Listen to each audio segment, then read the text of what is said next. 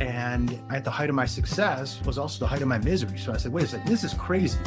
I played the game of life the way I was supposed to. I checked the boxes I was supposed to. I don't even recognize who I see in the mirror anymore.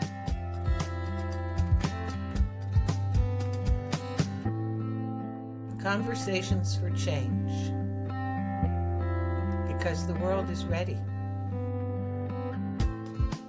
So today I am extremely pleased to have a new friend joining me on Conversations for Change. And this new friend came to me literally out of the blue, which is my favorite way for new friends to come to me, because I had been contemplating how exactly I would go about the business of finding those individuals outside of my own circle of friends and connections of a lifetime of this work who I really wanted to talk to. And I really had kind of hit a dead end. I'd stopped trying, in fact. That's always how it works. I had just put it out of my mind and given up on it. And then in came an email from somebody who said to me, you should talk to this person. And I thought, and I went and looked and I thought, wow, this hit the nail on the head. So I'm thrilled to introduce Graham Skidmore, who, like me, is extremely interested in consciousness and has dedicated a good portion of his life now to going through the process of understanding himself within the larger framework of what consciousness is, and who has found himself on a path, it seems to me, like mine, that is all about how we bring this future into our world that is built around individual sovereignty, the highest values of the human individual being, the regenerative nature of the universe, and what I think of as the foundation of everything, which is the unconditional love that allows all of this to exist in the first place. So welcome, Graham, and thank you so much for accepting my invitation. Thank you so much for having me. Thank you so much for accepting a random cold email, that connected us. And yeah, I'm really looking forward to our conversation here today. So what I'm thinking is I'd really love to start by having you give a little background about how you ended up here, because this is not where you started. Not even close. And what, really, where are you headed? But first, how did you get here? Boy, well, how did I get here and where am I headed are extremely intertwined for me. So I'm trying to think about which way it makes sense to start answering your question here. So I guess anyway, so first I'll start with my path, right? And then I guess then I'll kind of answer the second part. So to your point, yeah, I absolutely didn't start this way. There in this where I'm at right now currently in my life, right? The way that I grew up was, thinking myself as quote unquote normal, right? Albeit, felt a little different, but didn't consider myself anything different than that, right? Just, I don't know, maybe a little different than some other people. Was athletic, had friends, had a social life, right? And so, I was brought up in a very traditional status quo, which is you're the man of the household. You're not supposed to be emotional. You're supposed to be the cornerstone of things. Don't be sensitive. Go to work, get a job. Your value to the world is based on what you can provide. And that's what you go do. So that's what I went and did. Right? And I did it. So I played the game of life that way. And I did it, and I did extremely well at it based on the way that the status quo measures success, right? I had the income, I had the assets, I had the influence, I had the possessions, I had the corporate career, and that was, and so I just probably start with there. So yeah, my corporate career was, I spent 21 years in the same organization. When I started, there was 400 people. When I left, there was 20,000. I was a member of the C-suite. So I had the nice house, I had the nice car, I had the country club memberships, And at the height of my success was also the height of my misery. So I said, wait a second, this is crazy. I played the game of life the way I was supposed to. I checked the boxes I was supposed to. I don't even recognize who I see in the mirror anymore. I sure as heck don't enjoy, look forward to getting up in the morning. This can't be right. I can't have played the game correctly and feel this horribly. Something's got to give. And so something did give, And after 21 years, I never thought I would leave the organization. The organization never thought that I would leave. And, we decided to part ways. And at that point in time, all that I knew was something's got to give before I go into this next chapter of my life. I've got to figure out how to be happy and healthy before I move on. And so that really was the beginning of, I guess, understanding myself. So yeah, it's just the path of understanding myself. And so, I grew up with, like I said, in that traditional perspective. And so I, said, okay, well, I got to feel better. So let me go spend my time going to the doctors. Let's just have them tell me what's wrong with me. Let's get me fixed up, but so I can go back to work. And that was, that was kind of where my focus again was, let me just go back to work. Let me go make some money. Let me go feed that identity that's driven on materialism. And so I went, And, and it was, Wow. So I went out and they said, okay, well, here, let's give you some diagnoses. We'll give you, autistic, ADHD, alexithymia, dyslexia, dyscalculia, Erland syndrome, which is what these glasses are. And that was like, all right, that's cool. That's enough for me to go on. I don't need any more right now. I have no idea. I have no doubt that I would have gotten, much more as well underneath that neurodiversity umbrella, had I kept the conversation going. But I was like, all right, that's cool. And look, and it was helpful for me because it allowed me to put words to experiences I didn't have before. It gave me a new vernacular, a way to connect and stuff like that. But the same way that words can bring us up, they can also bring us down. And so after I kind of had my honeymoon period and a honeymoon bounce from this new information and some, medications or whatever, I found myself all of a sudden leaning into that identity, which then allowed me to lean into the symptoms of it and the disability of it. And all of a sudden I found myself being very fearful and anxiety and experiencing the world in a way that I'd never done before, And so I was like, wait, this is crazy now too. Wait a second here. I thought that I was supposed to get help. And so wait a second, if I have got help from the, from concierge medicine. So, I've got access to high quality doctors and executive coaches and things like that. And I still can't feel better. Well, this doesn't make me feel real optimistic about the rest of my life. I still got a lot of years left ahead of me. And I'm not really keen on spending 40 to 50 years feeling like crap. So I said, all right, so something else has to give.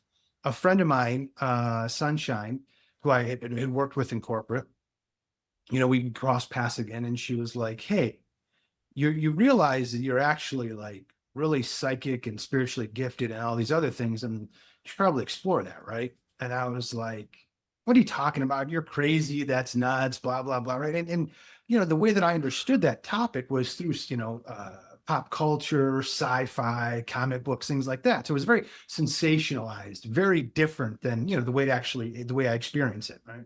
And so I never would have connected those dots on my own. And so that kind of, so she planted that seed, and that seed started to grow and marinate. And so I went down the path of understanding myself through a spiritual, Eastern, and indigenous lens, and and all this kind of overlaps. And so along the way with that, she also kind of said, hey, I'm not telling you to do this, but I'm getting nudged to share this information with you, which was, you may want to think about doing, a mushroom journey. And, drugs, weren't really my thing. Booze was my thing, right? That numbed everything for me. It allowed, especially I didn't understand what was coming into me. And so, so I learned how to numb the senses unconsciously. Right? And so I was always a little, I just wasn't my comfort zone, I guess is my point, right? To each their own. By no means do I judge. And, but for whatever reason, I felt this sense of, okay, if I do this, there's a lot of responsibility waiting for me behind that door.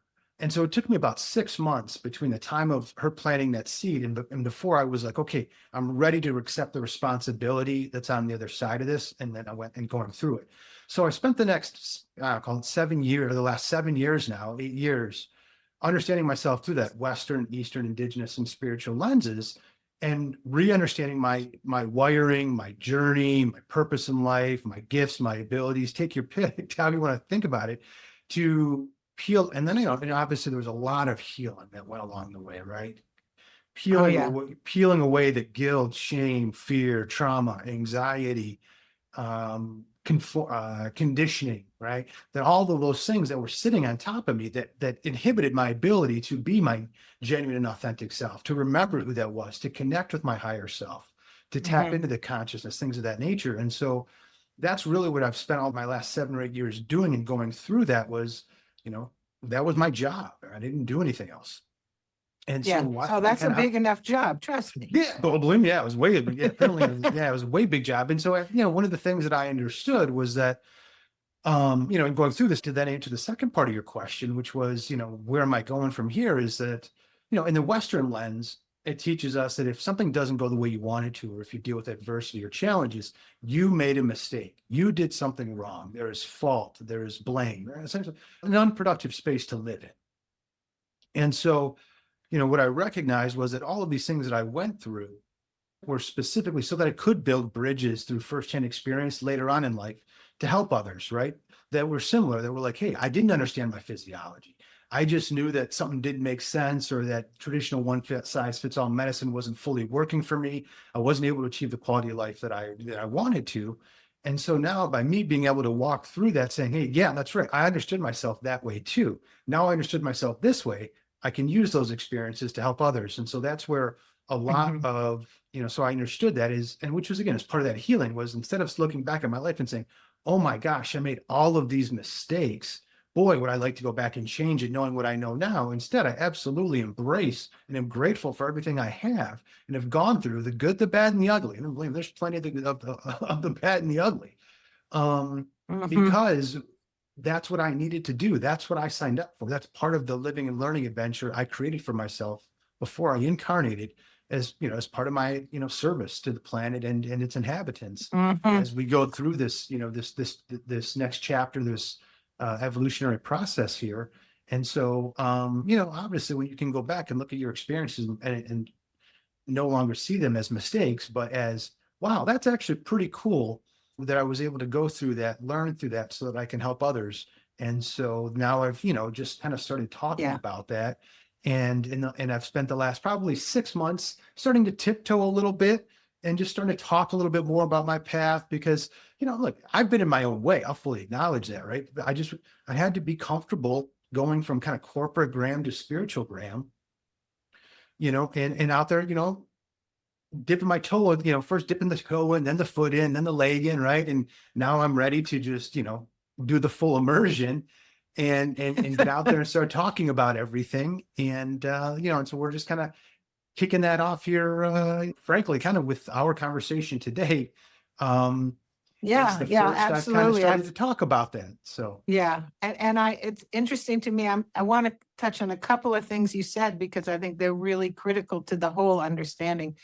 And the first one is that you don't look back and see it as a mistake. And it's that level of inner work and self-forgiveness that takes us to the place where we can be useful to others. And I think,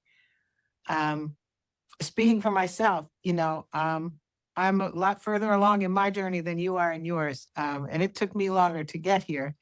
But I also was, engaged in a much different life story, 4 children, and now I have grandchildren and all kinds of things. So, but that perspective, when we hit that perspective where we look back actually with gratitude at everything that has come, that has brought us to where we are, is, to me, one of the cornerstones, one of the markers that identifies somebody who's actually really engaged in the work. Because until you get there, you don't have the ability to appreciate and to be non-judgmental of anything else you run into in the world that gives you the ability to interact with other people in a different way. Because what we do to ourselves is what we do to the world. And I think that's one of the foundational teachings in my understanding. And I don't, these are not so, written on somebody's stone in fire. These are just things that come to me that I allow myself to recognize. And one of the fundamental ones that's been coming to me over and over in the last 6 months is the way we treat the world is the way we treat ourselves, and vice versa. So that is a part of this process we're all in together. In order to heal, we each have to allow ourselves to heal.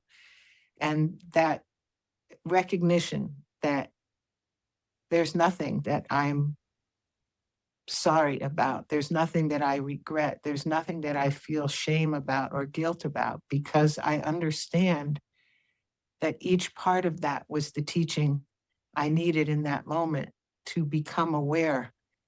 And sometimes I didn't become aware for 20 years after that teaching happened, but eventually I did. And eventually I was able to forgive and to accept and to move back to love. So kudos. Good job. Hurt people, heal people, heal people. Yeah, exactly. So now we get into where you're going. Okay. Where do you want to go with that? Wow, there's so much. We're probably going to have to do this in a couple of conversations, I think. Because I'm fascinated by some parts of what I've read of your stuff that and listened to that I don't know enough about to even ask intelligent questions about. I know nothing about systems thinking or any of that. I'm big into, I have a very deep understanding of the nature of the regenerativeness of life and living systems. But what I'm interested in hearing from you is sort of how you see these pieces coming together. And I did get a look at this piece you published today about the difference between AI and consciousness. And I love that because I think, to me, consciousness is completely unlimited. And I literally don't know the extent to which consciousness can create itself and explore in the universe. I have no idea. It's so beyond me, but I do understand my connection to it and that it can come into me and give me information because I experience it. So I'm really curious how you're looking at it and thinking about it. Sure. Yeah. I mean, in some ways, consciousness, like you've talked about, I'll use the term downloads. I think that's something that because kind of people can relate to that. Yeah. Right? A lot of the information I talk about systems architecture, my manifesto that talks about the different businesses, tools, systems, education that I would define as part of my role and responsibility in providing to humanity here. Those aren't the things that I take credit for creating, right? They're things that were given to me. Now I had to go through the experiences in life so that I had the subject matter expertise or knowledge to be able to comprehend the information that was given to me, right? So I could translate it and then put it into play, here in today's world. But yeah, no, I always want to make that very clear with people. These are not things like, where I'm at today, what I can explain to today, my ability to, with the systems architecture, the businesses, how the pieces fit together. I wasn't capable of doing that 10 years ago, right? I wasn't capable of receiving that information. I wasn't capable of understanding it, being patient with it. Like you said, sometimes you get things, but there's a time lapse a lot of times between when I get things and when it's complete that I've got it and now understand it. Right. And so, so there's been a lot of that's gone on. So I'm happy to kind of talk about some of the information that's been kind of given to me, or about some of the process of how I've kind of learned how to, I guess, become comfortable with, okay, so I'm receiving stuff. This is new. This is cool. Yeah, I think both. Why don't we start there and then we can go into the other? Yeah, I think that, I think that's an important thing because when I started, when I was kind of giving my long intro there about how I didn't recognize these gifts about myself, and based on what I read and saw for others, I never put two and two together, right? Because the way that I experience all of these things, I'm very in tune with a wide variety of gifts are nothing like anything I've ever seen in movies and otherwise, right? It's much more subtle, much, and individual and individualized. And that's the other part too, right? It's like my clairvoyance isn't necessarily going to work the way that your clairvoyance does. And, and the way that somebody else's and somebody else's, right? And so if the more that, and so we're always trying to figure out and be the same way that somebody else is, we miss out on how it's working for us and missing on that gift and ability, right? And so to that point, that's what I spent a lot of time doing, was re-understanding my wiring, right? Which was, okay, from a neurodivergent perspective, I didn't understand myself. And so all I could understand were symptoms. So what I understood was I have system overload. I feel frantic stuff around me. I feel nervous energy. I feel overwhelmed, and I feel certain emotions very intensely, none of which I felt like I had a whole lot of control over. It was just more about, okay, get up and keep your crap together, and don't have a explosion or a meltdown as the day goes on. And if you can do that, that's a success and a win.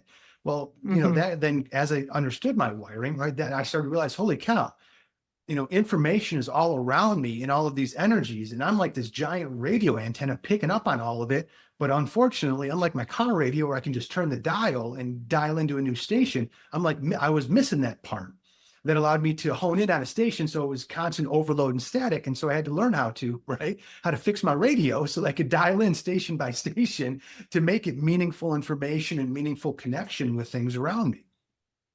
And so, that was a very long process. And then what I started to realize was, even though I said, wow, I never thought of myself as, an intuitive person or listening to myself or my gut throughout my corporate life or otherwise, I started to realize, oh, okay, there were these little pieces, there was this little voice in the back of the head that I, maybe listened to, but didn't give a second thought to, right? I just kind of looked at it as, I'm just talking to myself, right? And so I didn't, and so there was a lot of, and so I think that's such an important thing for a lot of people, is to recognize that so many of these things are very subtle, right? They can feel like I'm talking to myself. It's, I'm getting a bellyache because I'm not being true to myself. And it's not necessarily, and it's not because I necessarily ate something bad, right? And so there was a lot of that, of re-understanding myself, that I had to go through and get through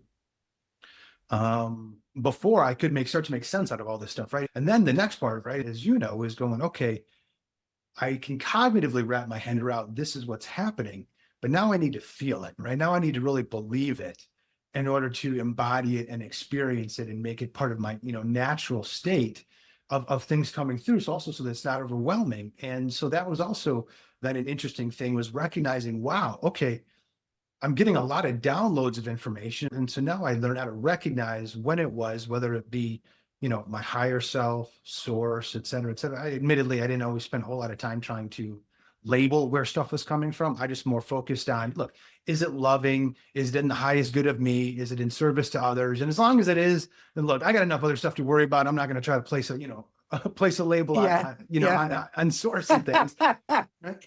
And I have to interrupt you. Please. You're making me laugh here, because I'm remembering decades ago, I remember sitting on my bed. It was a long time ago. And I was doing some personal channeling for myself. And I started channeling back in the 90s. And then I went into the closet. I didn't tell anybody I was doing that. But I was getting a message, and the message was so clear. And they said, if what you're hearing is loving you, if what you're hearing is uplifting you, and if what you're hearing is telling you how wonderful you are and how good you are, it's us. If it's telling you that you're terrible and that you're bad, it's not us. And I remember writing this down and looking at it and thinking, this is ridiculous. And over the years and decades, I've come to understand, no, it's not. But to the rational mind that is saying, I need to know scientifically or whatever way that this consciousness I'm listening to isn't just blowing smoke up my dress or whatever. Yeah. It was, I so know that process. And it's funny you said that, because I spent so much of my life being caught through a cognitive understanding, right? Even my emotional intelligence was rooted in my cognitive abilities and everything else. To your point, I really struggled with that transition of, how do I wrap my mind around this new way of thinking, doing, and being, and not feel crazy or not think that I'm crazy, right?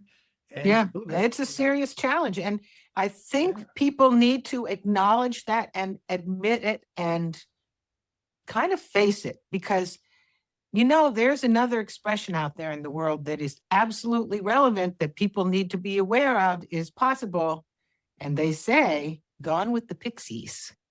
And gone with the pixies is not what you are, and it's not what I am, but it is definitely what some people are. And if you're gone with the pixies, there's no recognition of, what's the best way I can put this?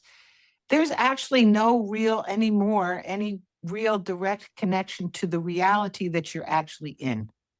Yes. And there are people who are there. A lot of homeless people are gone with the pixies, and you can see that when you see them.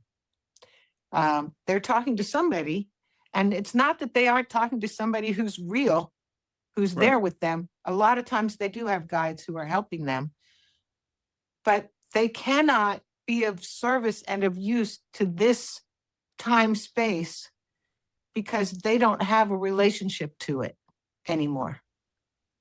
And it's very important to check yourself. And I'm sure you went through some periods where you really had to question what's happening to me. And Absolutely. am I crazy? Because Yes. I know I had plenty of time in my life where I actually decided, as early as when I was 11 and 12 years old, I decided I'm insane. And what saved me was someone saying to me, honey, when you're crazy, you're the one person in the world who doesn't think you're crazy. And I was like, oh, well, that's helpful. Yeah, no, I mean, to your point, here's how to your point, I think it is really important for us to talk about these types of things, for listeners and people trying to put this stuff together for themselves and having the same internal conflict. And, so it probably took me, I don't know, a year or two I kept track in my head of God time versus Graham time. When things happened the way I wanted them to, and I would have got the outcome that I wanted in the timeline that I would have gotten. So had I gotten everything out the way I wanted it, compare how did it turn out? Which way was better? Right. I've yet to win. Right. And Yeah. so to your point, like I didn't focus so much on going, okay, am I in a simulation or am I in a conscious driven reality, right? Like that's secondary to me. What I do know is there's something greater than myself at work here. There's working to my benefit and my quality of life is improving, right? Yeah. My health is improving. My happiness is improving.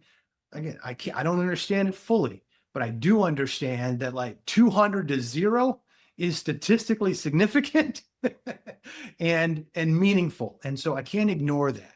I can't, and so I did that. I kept a lot of track, a lot of, synchronicities and how things turned out and when people would cross my path and keeping a curious mind. Okay, let's see how this goes versus being so focused on the masculine energy in me that I always lived in, which was being so outcome focused and that success only occurred when it matched the outcome that I wanted. Right. I had to really let go of a lot of that too, to be able to see how things were working for me. And yes, once I started doing that, I started to recognize indisputably how much better it was when I learned how to lean into my feminine energy and enjoy the journey and focus on the learning of the journey, not getting so caught up and enamored with just the outcome. That was some of the real game changers for me. But it wasn't overnight, and it definitely, and this is why I had to take so many years off to be able to focus on myself, because trying to do that plus go to a job, that just wasn't part of my personal journey, right? There's way too much that I had to do in way too short of a period of time to be able to split the time between the two. Yeah. Yeah. Well, and it makes sense. I mean, I've had a lot longer years to do it, but I've gone through the same process. And a huge part of that process is, for me, I was very fortunate that one of the things that I manifested pretty early on, once I really started down this path in the 90s, was a partner who's on a deep spiritual path with me. So I have this feedback system that's absolutely priceless. Now, was it always that way? Because it wasn't for me. We're there now, but it was definitely not that way, and it was a nervous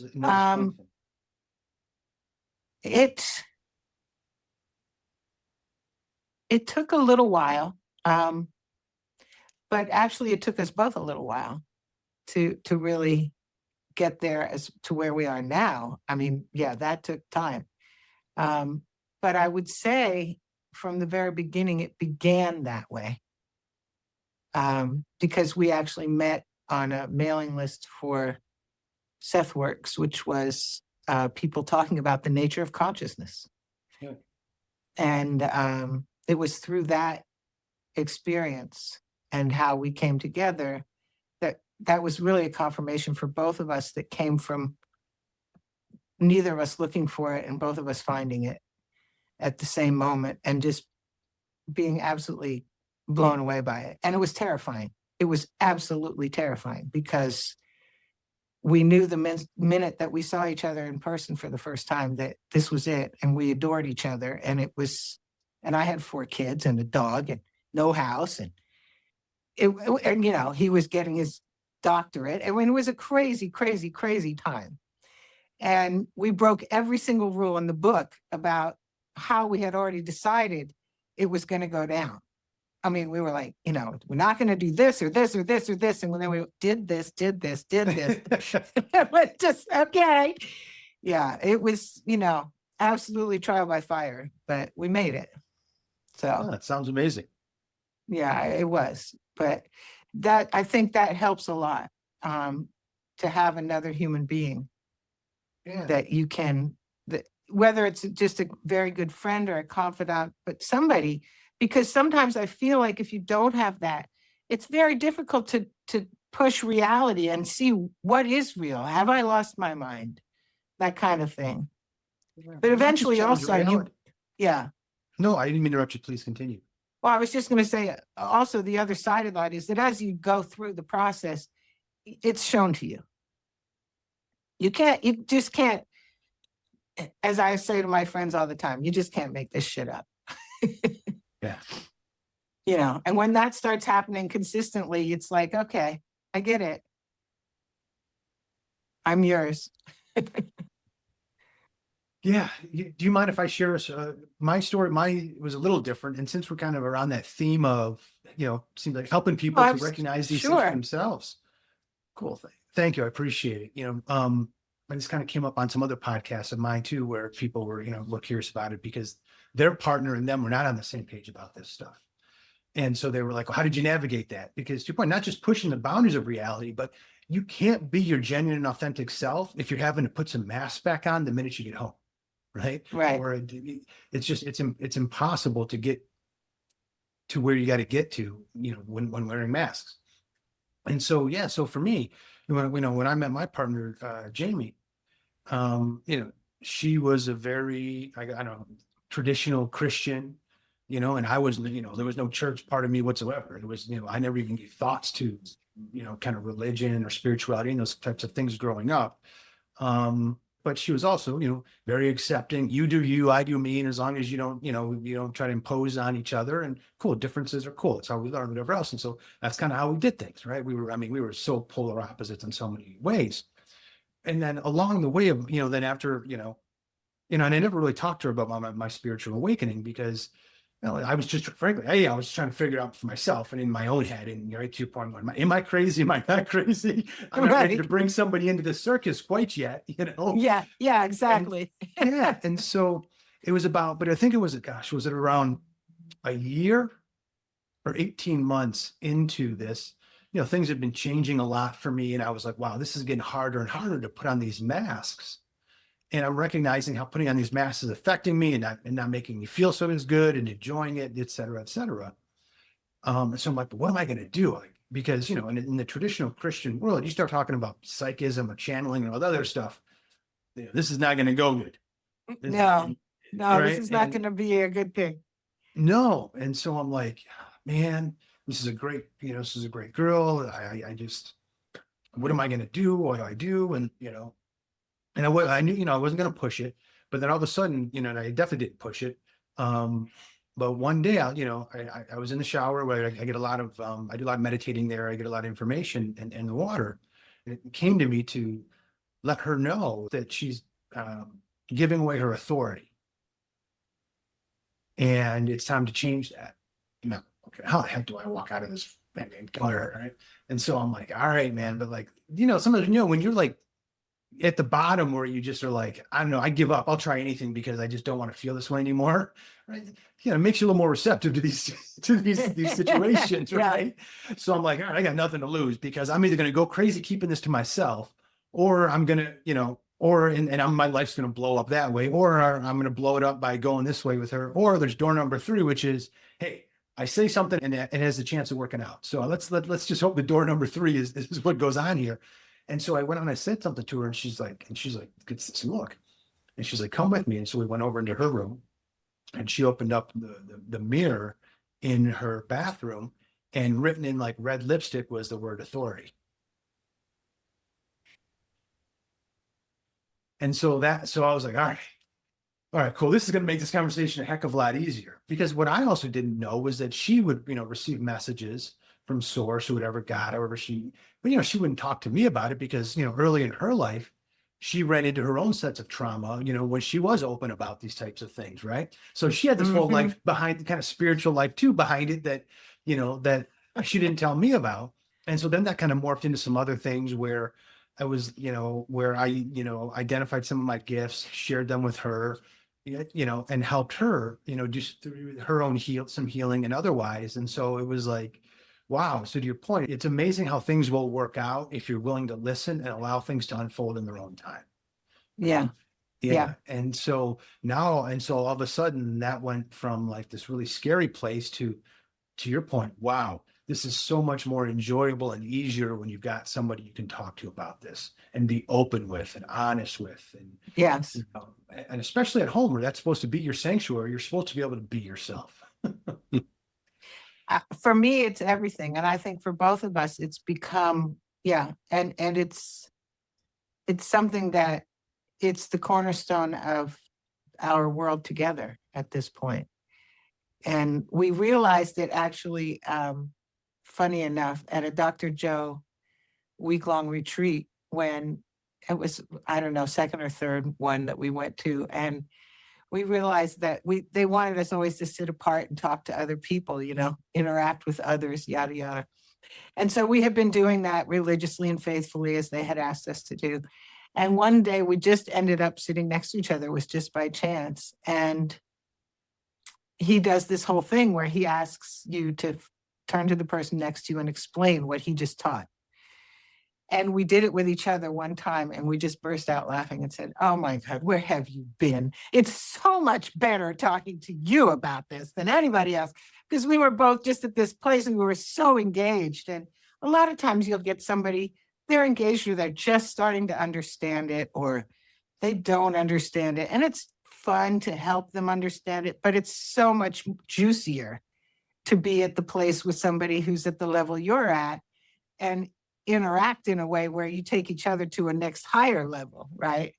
And that's really like the basis of what makes our relationship work. There's nobody else we'd rather hang out with.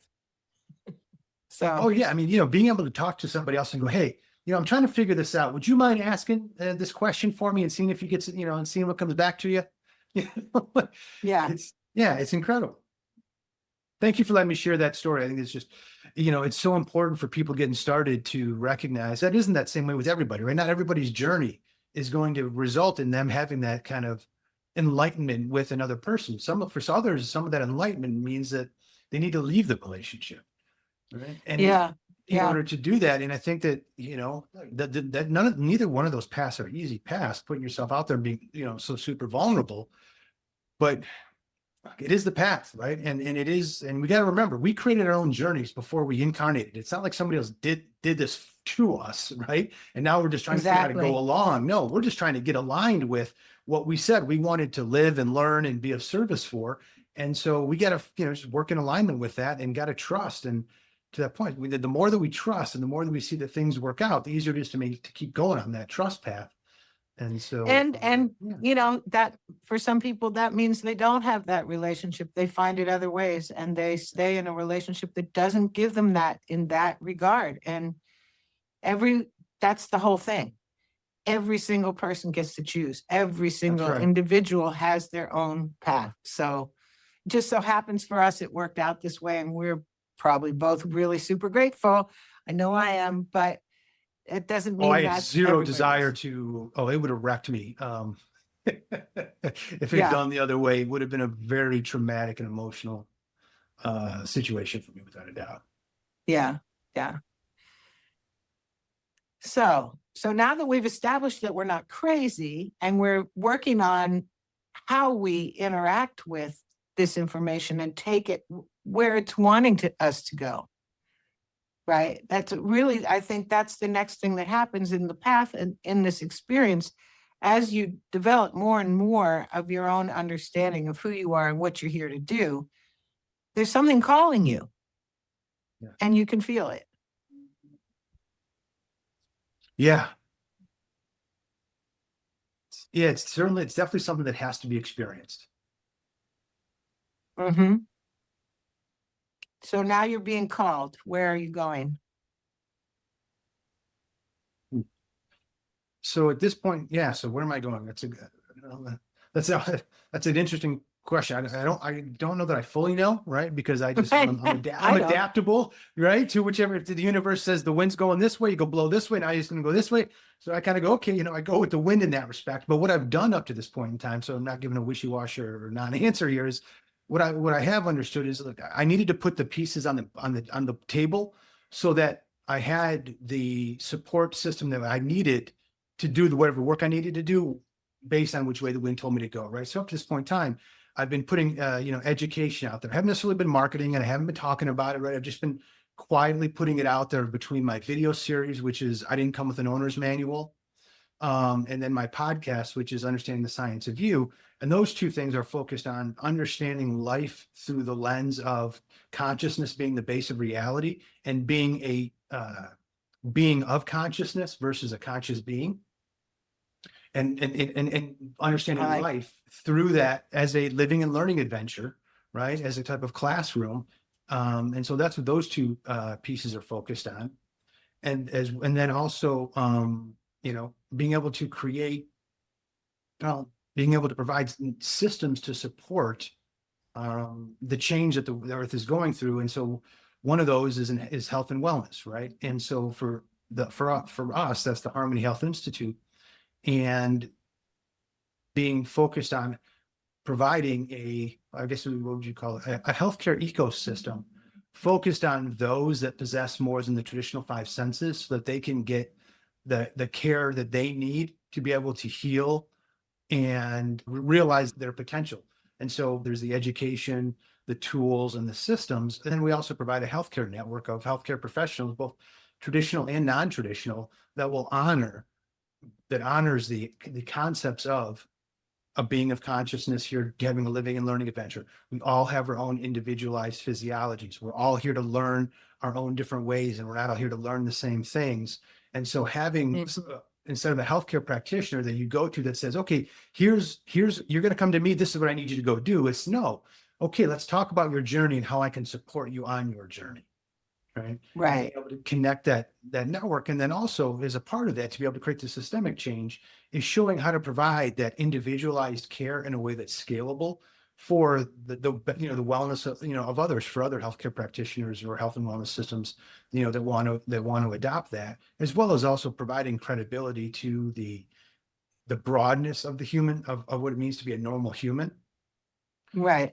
As well as having more than traditional five senses is part of that normal human spectrum, and getting rid of the sensationalism of it and bringing and so that people can receive the quality care that they need to achieve the quality of life, because it's absolutely an underserved population, that are going through that. And so right now, getting started talking about the Harmony Health Institute and our work is kind of where I've been led to initially here. After that, being able to demonstrate how to provide individualized assistance in training and education, it will be was probably going to be the next one. Then follow that with income generation and or employment, and being able to understand how to understand yourself as an individual and get the help that you need, based on you as an individual. As people say, read the room, be yourself. Well, for many of us, well, when we read the room, it's different than how the majority reads the room. And being ourselves is what got us into half of these messes in the first place. So that doesn't, right? That's not the greatest of advice, right? Good and well-intentioned and all, but not working, right? So we got to figure out, okay, well, why does that not work for us? How do we create these bridges? And so that's why, me going through that, my time in the corporate world as a successful, albeit quirky, socially awkward, misunderstood, et cetera, individual, and is able to speak from that firsthand experience to help others and to bridge those gaps. And also being able to bridge those gaps to the corporations and saying, hey, here's what you didn't understand about people that are wired differently. And here's why you should care, because here's what it's costing you. Right. Right. And so it's being able to speak both ways to that. And so, I guess that's, I don't know which way the wind's going to blow me going down that path, but right now it's just, we're starting in that health and wellness and creating that network, and just focused on helping people to utilize their potential, realize they're not crazy, become happier, healthier, and empowered through an understanding of the gifts that they gave themselves. This is fascinating to me because I'm just thinking to myself, particularly in this time, because my experience, having been around this and having been in this for as many decades as I have, from the point of view of being an onlooker to the outer world, from my perspective, which was different than everybody else, which, seriously, I've only recently, I have to say, come to fully understand just how hidden I was. Yeah. That there are experiences going all the way back to my early childhood that are now coming to me, right? Because I had spent a lifetime seeing them, having them happen, and putting them in the box over there, somewhere where people didn't see them and we didn't talk about them. And so they didn't exist. And as they're coming back, these memories, they're just kind of strengthening this whole knowing that I have from this place of who I am now. And one of the things that I can say unequivocally, as someone who's standing in the present moment and who has stood in the present moment of a lifetime for more than 6 decades, is that there is a whole lot more people becoming aware of their gifts right now than there have ever been. 3 decades ago, you could barely talk about this stuff at all with anybody. Even in the Seth groups that I was a part of that were talking about the nature of consciousness, there were hard and fast rules and limits to what we were allowed to actually talk about. Yeah, I learned that one as well at a young age in my family, bringing up some topics and being, told a no in certain terms very quickly. That's crazy talk. And, there will be consequences if you go down this path. Yeah. Yeah. So it's fascinating to me that what you're focusing on, this Harmony Health, is about not just identifying, understanding that each of us are individuals. And as individuals, we can't be, to some degree we can, but really it's not that successful in the health and healing and wellness environment to try to give everybody the same dosage of the same thing and expect everybody to get better. It just doesn't work that way, because we each came in with our own wiring. And That's right. Because that's true, and then on top of that, layer in the understanding that people have gifts, that seems like a really big undertaking. And I'm just curious how you weave these pieces together, and who are the healthcare providers? What kinds of services and people are we talking about here? I think I already blanked on part of your question, so I'll answer the one that I remember. That's gonna repeat the one that I forgot. So we've got traditional and non-traditional healthcare practitioners. I'm going into the pilot program right now, and so there's 5 or 6 of us, and we have a doctorate of physical therapy, about to be a doctorate of chiropractic, doctorate of counseling, psychiatrist, psychotherapist, yoga instructor, sound healing, breath work, I don't know how to call it.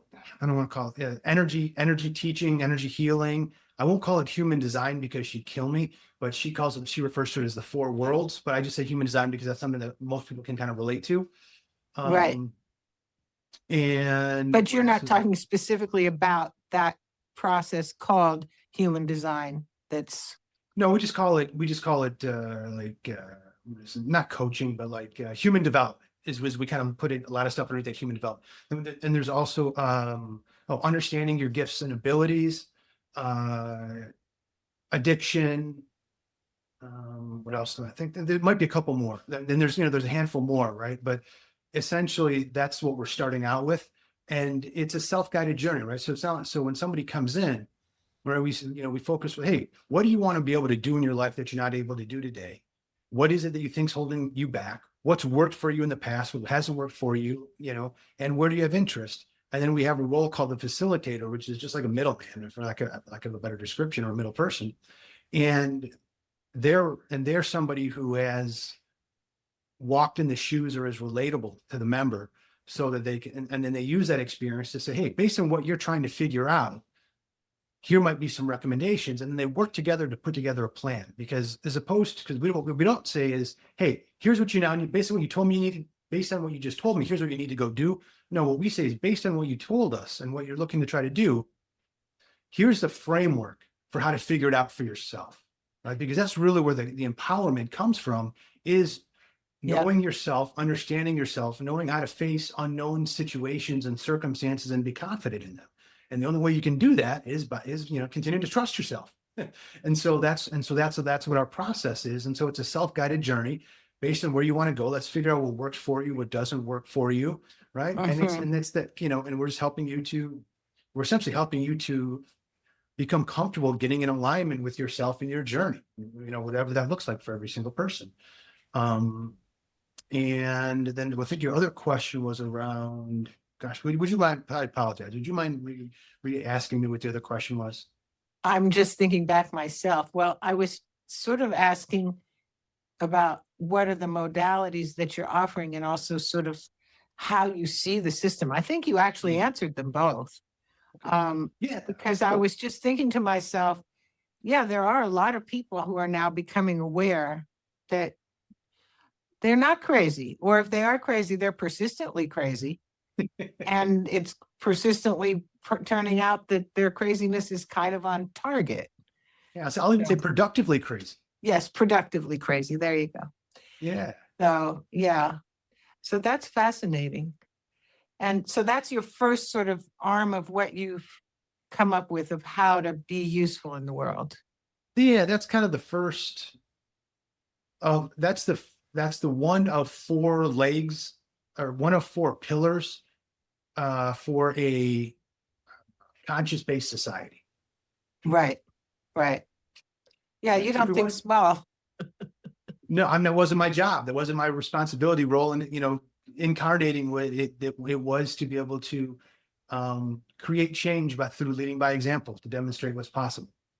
Right. And so, to be able to create that systemic change, instead of trying to beg people to listen to me and listen how people are different. No, we're just going to show you, right? And we're going to show you when the status quo says these people are crazy, or it's all in their head or otherwise, and then they come and they work with us and they're actually honored and respected and trusted. And all of a sudden they went from this quality of life to this quality of life, this level of competency to this level of competency, right? There's no disputing that. When you see somebody who's happier, healthier, more productive and empowered, you can't dispute those things when you're seeing them. And so if we want to create change, the best way to create change is to just be our best selves and share the path, how we got there. No, it's brilliant.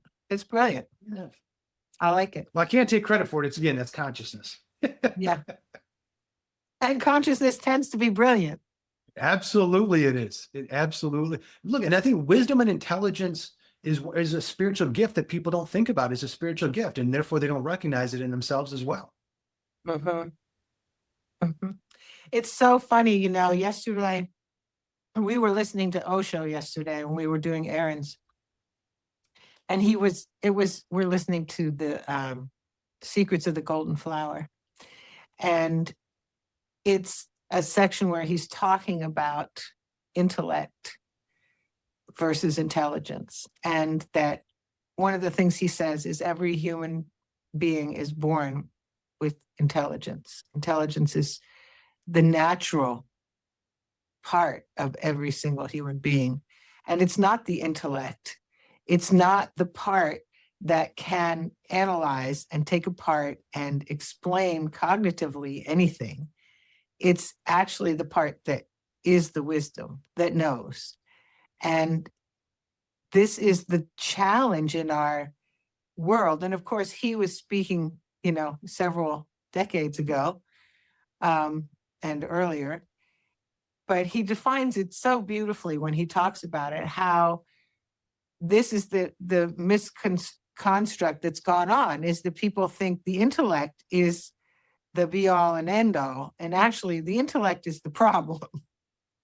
It's the innate intelligence and wisdom that's within each living being that is the God that's within us, that is what we need to be looking toward. And I so love listening to him, because every time I do, there's some gem that just reminds me of some piece that we've had to move through, and that most of us are still moving through, and that our culture as a whole definitely is still moving through. Oh yeah, one of the greatest tragedies holding us back right now is this belief that however we're born is what we are.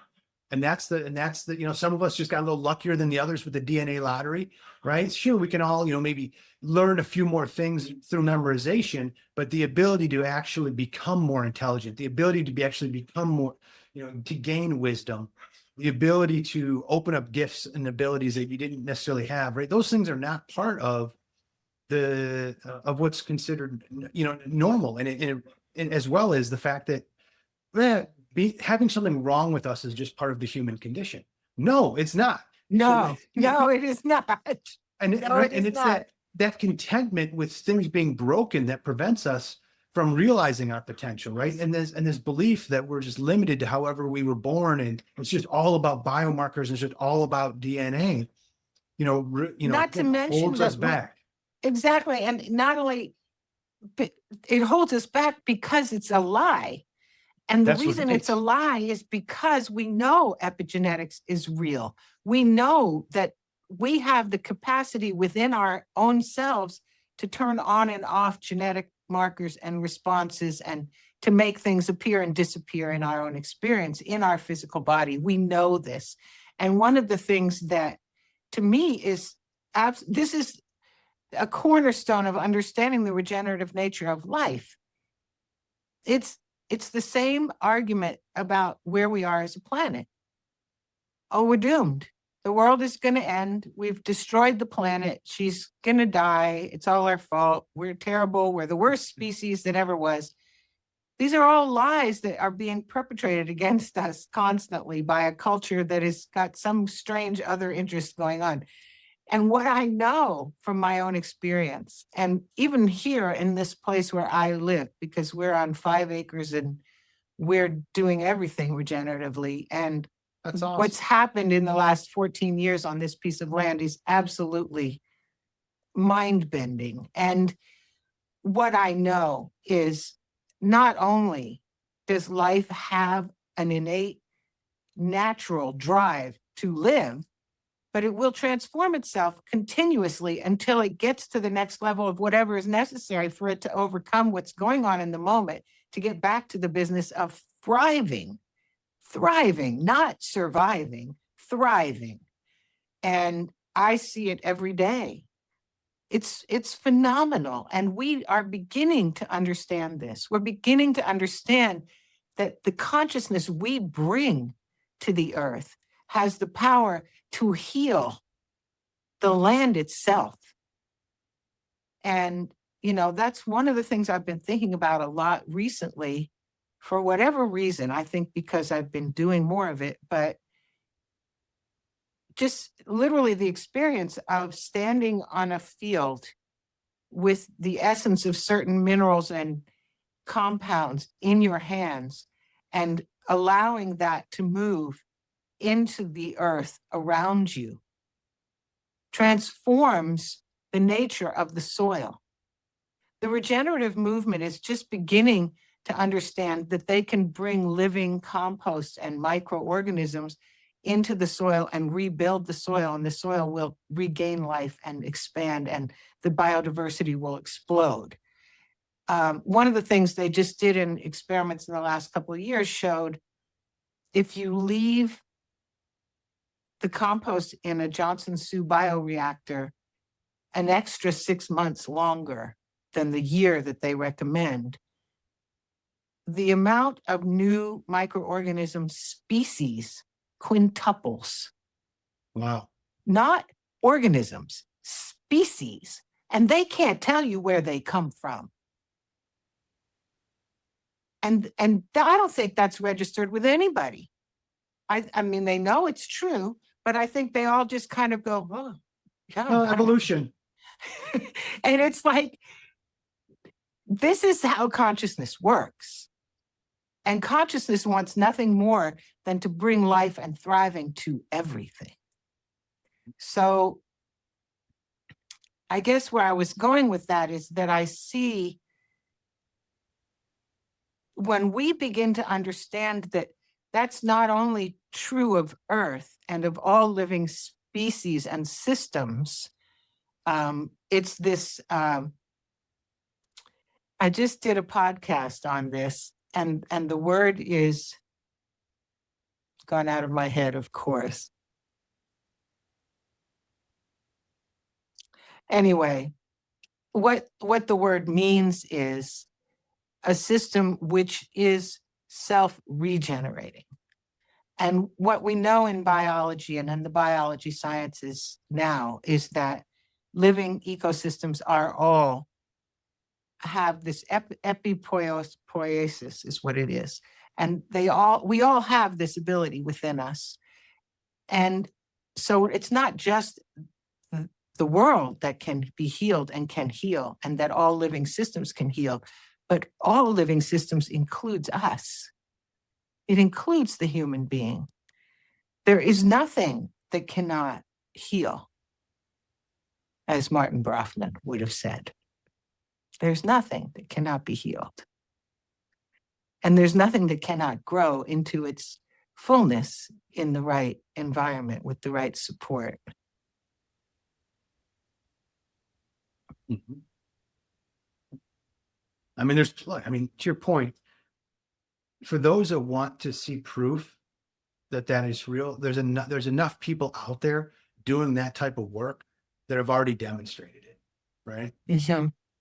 It's just a matter of what somebody wants to see. Mm-hmm.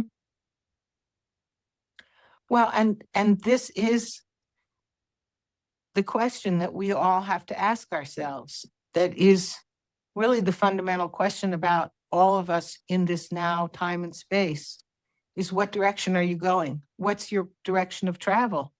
Where are you headed? Where's your focus? What do you want to know?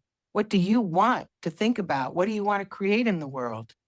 Do you want to just sit back and look at what's being brought to you through the mainstream or modern science or technology or the people who are in control of all the corporations? Or do you want to put your sights on something else that's possible?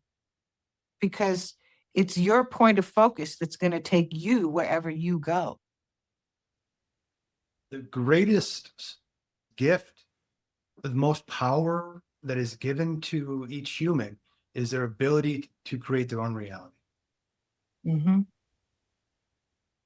We're not taught that. You know what I mean? I certainly wasn't taught that, and never thought about it that way. But it's so true. And I mean, yeah. And unfortunately, too many people try to convert others into their reality, and that creates a lot of problems. Well, and having said that, let's explore that a little bit in the sense of when you say that, what are you saying? What do you mean when you say you can create your own reality? Okay. So there's a couple components to this. So yes, there's I can manifest things to happen in my life. Right? There's also look, my beliefs, my perspectives, shape, how I view reality. Recognizing that I always have the power of choice. Doesn't mean the choices are easy. It doesn't mean that they always feel good, but you still have the power of choice to create, to also then, shape one's reality. And that you are not alone. And, when you are operating in alignment with your journey, things find their way of supporting you to be able to create your own reality. Right. I think if there's another component that I'm missing here, because it's basically the universe supporting you, how are you able to do it on your own? How your thoughts and, shape how you experience reality. And then, so no, I think those are probably, there probably might be something I'm missing, but I think those are at least the big ones that I think about when it comes to how can we, determine the reality that we live in, or how we determine our own reality. Right. Well, and your core beliefs, of course, would shape your experience. That's right. Absolutely. Absolutely. So again, it comes back to when people get into a place where they're going, yeah, well, it's easy to say that. It is easy to say it. It's not easy to live it, because in order to live it, you actually have to go within and care enough about how you're thinking about things, how you're talking to yourself, the emotions that you're experiencing, and the changes you want to make to become the person that you choose to become. And one of the ways that I say that for myself, that I've experienced it over my lifetime, is I am choosing in each moment to become the highest and best version of myself that I know how to reach for. Because I think when we do that, then we actually can expect that our outer world will reflect back to us that same level of commitment and dedication. Yeah. Absolutely. And the thing I'll add too is that it's scary, right? We, at least in the Western world, we're brought up that there's the herd mentality is safety. And so if you're going to create your own reality, well, then that means you're most likely going to be an outlier. And if you're going to be an outlier, well, then, then there's going to be some cause and effects that occur with that. And they aren't always pleasant, right? And so there is a certain safety, emotional, mental, physical, in, conforming. That's why the system works. That's why why so many things have, gotten conformed. It was, because that was an easier path and things. But yeah, and I think that's probably one of the hardest things too, is that creating your own reality also means creating your own reward system. And that reward system isn't always going to look the same as the reward system of the status quo, right? And in many cases, that means money, status, prestige, right? And you got to be okay to not have that stuff. It doesn't mean that you won't have that stuff, right? They aren't mutually exclusive. You can, build your own reality and have all that kind of stuff. I lost my thought with that. But it does mean that you have to be the one who chooses what the rewards are, right. And it's your values. Right? It's your values, I'm assuming, is where you're going. That's right. That's right. And so it feels good to you and you're willing to deal with it because it's giving you that reward system of the feedback loop, that this is what feels good to me. And so how I feel I'm going to place more emphasis on than what I have and what others think. Right. And then again, that's a hard thing to do, to beat to your own drum and to be that way. But in the end, can I just say it is so worth it. It is so worth it. And what you will discover the further down this road you go is that life gets better and better and better. Because the further down this road you go, the more confirmations come to you about the choices that you have made, and the more the internal reward system that you've built for yourself that confirms to you that yes. And those rewards, can we just say, seeing your own family and your extended family in more loving relationships, seeing the children in your extended family in more supported, open, free experience of their childhoods, stepping outside and being greeted by a small group of hummingbirds as your morning experience. Noticing the lizards and the snakes and the salamanders as you walk out into the gardens. They weren't there, right? They weren't there until the choices you made to change the way you interact with nature, which was to say, I'm building this for all of us, right?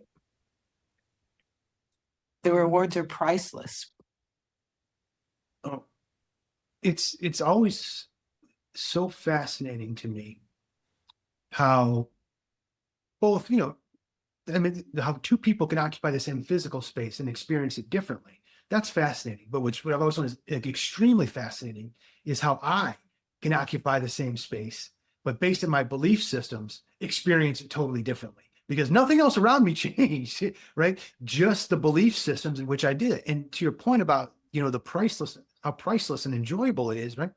Look, man, throughout a lot of my life, look, I judged people. I made myself feel better by placing myself above others. I definitely, what was the, would have been a grizzled curmudgeon, right? I definitely would have been one of those people that was like, are you kidding me? People are lazy. They don't think. Of course, we should replace them with AI, right? I mean, that was who I was, in my prior life. And then and then going through a spiritual awakening in my own journey and realizing like, man, we're all here doing the best that we can. We've all got our own journeys. We're all on our different paths in our own journeys. Opening up and recognizing where people were showing me, love and compassion, where I just thought they were being a pain in my butt or trying to conform me, right? And realizing and seeing all of that instead and going, wow, I literally spent so much of my life feeling unwanted, unappreciated, unloved, et cetera, to now realizing just how much more kindness, compassion there is in the world, how the world is really full of a lot of wonderful people that really do want to see others be happy too, and that would rather lift others up than push them down, right? And not allowing the loudest voices in the room that are actually the minority to believe that they're the majority, right? And Yeah. realizing that how much loving, kinder, compassionate, supportive, endearing, that the world really was. And it's like, look, the only thing that changed is me, right? Because everybody else, the world is still going around and around me, but it was just the lenses in which I saw the world, the emotions that I allowed myself to feel, to experience the world. That's what changed, right? And it's like, once you go through that experience and that there's no going back. And then thankfully you don't want to. Yeah. once you've had it, right? But but Yeah. once you've allowed yourself to open yourself up to be receptive to experiencing the world differently, that really is a turning point in the journey. Yeah, it is. It is. And I think, I'm just thinking to myself, there's so many places we could go. This has been lovely. And I think we probably want to start drawing it to a close. And I wanted to just say, I think what you've shown me is it's never what you might expect it to be from the outer perspective. Like when you interact with another human being, there's always some aspect of it that's surprising that you just never expected that to be the thing, or however it plays out in that way. And that this ability to stay open is a part of the understanding of the way the divine works, that the divine is always on the path of bringing us the most exhilarating and interesting surprise of a new opportunity or a new experience than what we expect. And it's really lovely because it does this thing to us that kind of helps us with this whole idea of this modern world that's trying to tell us how everything is, which is to say, yeah, but you guys totally missed it. So have a laugh at yourselves and realize there's way more fun to be had here than you had expected. And get back on the journey of exploration and discovery of what's possible, because that's the only ride worth taking in this place. Yeah. It really So is. I mean, I can't, I have yet to hear a story where somebody was on their deathbed and they were like, if I had only made $1,000 more, I would have felt complete and had a life of purpose. I have yet to hear that story. I'm just saying. yeah, nope, and you're not gonna. Well, so I think we definitely have to have more conversations, because there's a whole lot more questions I want to ask you about some of the other things you're working on, but I'll have to have some time to explore more of your work. And what I'd love is for you to share with my audience all of the places they can find you to learn more about you and what you're doing. Well, first of all, Becky, thank you so much. First of all, I really appreciate you creating such a great space for us to talk and talk so openly about, like you said, topics that, you can't just openly talk about anywhere, right? And so it's really a breath of fresh air and really enjoyable. So I can't thank you enough. And I'm super excited to have our subsequent conversations, and I'm so, and I don't know, tickled that you want to keep talking. I'll send you my manifesto, which talks a lot more about the future work, because they'll just make it easier for our conversations. But yeah, as far as where people can find me, harmonyhealthinstitute.com, right? If somebody's like, hey, I'm not getting the quality of life that I want through these one size fits all systems, then hey, come check us out. Let's see if there's, a good fit. Anything that we can do to help. If somebody on YouTube, they want to check out I come with an owner's manual, Understanding the Science of You, videos and podcasts. It's underneath Understanding the Science of You on YouTube. Or if they would just want to connect with me personally to, see what's going on, see if there's ways to support, work together, take your pick, or just say hi, right? Come connect with me on LinkedIn. I've also got a lot of my articles that I publish also on LinkedIn and Medium as well. Okay, so, and we will have links to all of that under the video, so there'll be plenty of opportunity for people to find all of that. And I'm excited to explore more, because, as I say, there's a lot of things that you're talking about that are new to me, that it just gives me a whole new sort of sense of things to explore, which is my favorite thing to do. So thank you so much. Curious mind. There's nothing that's more refreshing than talking with somebody with a curious mind. Well, thank you so much. And I'm so glad we could do this. And I look forward to our next conversation. Absolutely. Stay tuned, everybody.